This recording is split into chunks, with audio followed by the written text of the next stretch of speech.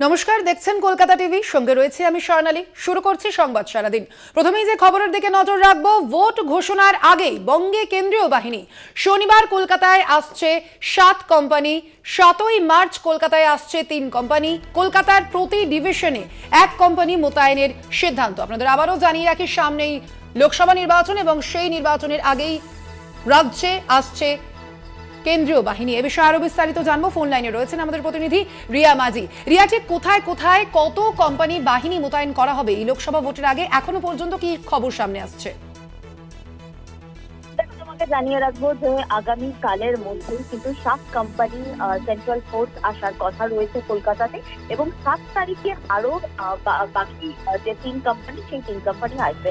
অর্থাৎ total 10 company কলকাতাকে দেওয়া হচ্ছে, এবং এই 10 কোম্পানির ফোর্স যখনই আসা কমপ্লিট হবে তারপরেই কিন্তু সেটা ডিপ্লয়েড করা আরম্ভ হবে।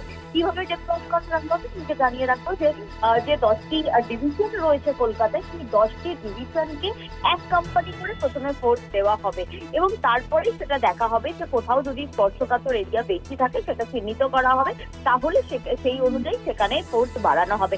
তবে আপাতত যেমনটা নির্ধারিত রয়েছে তোমাকে জানিয়ে রাখবো যে আগামীকাল, যেটা সূত্র মারফত জানা যাচ্ছে যে আগামীকাল 7 কোম্পানি 7 পয়েন্ট আসছে সেন্ট্রাল ফোর্স, এবং আগামী 7 তারিখে আরো 3 কোম্পানি আসছে, এবং সেই যে 10 কোম্পানি, টোটাল 10 কোম্পানি প্রতিটি ডিভিশনে 1 কোম্পানি করে ডিপ্লয়েড করা হবে বলে এমনটাই জানা যাচ্ছে। এবং লোকসভা ভোটের আগেই সমস্ত জায়গাকে খতিয়ে দেখা হবে, কোথাও যদি স্পর্শকাতর হয় সেক্ষেত্রে সেখানে আরো বেশি ফোর্স দেওয়া হবে বলে এমনটাই সূত্র মারফত জানা যাচ্ছে। ধন্যবাদ তোমাকে রিয়া। শনিবার কলকাতায় আসছে 7 কোম্পানি, সে বিষয়ে জানালেন আমাদের প্রতিনিধি রিয়া মাঝি।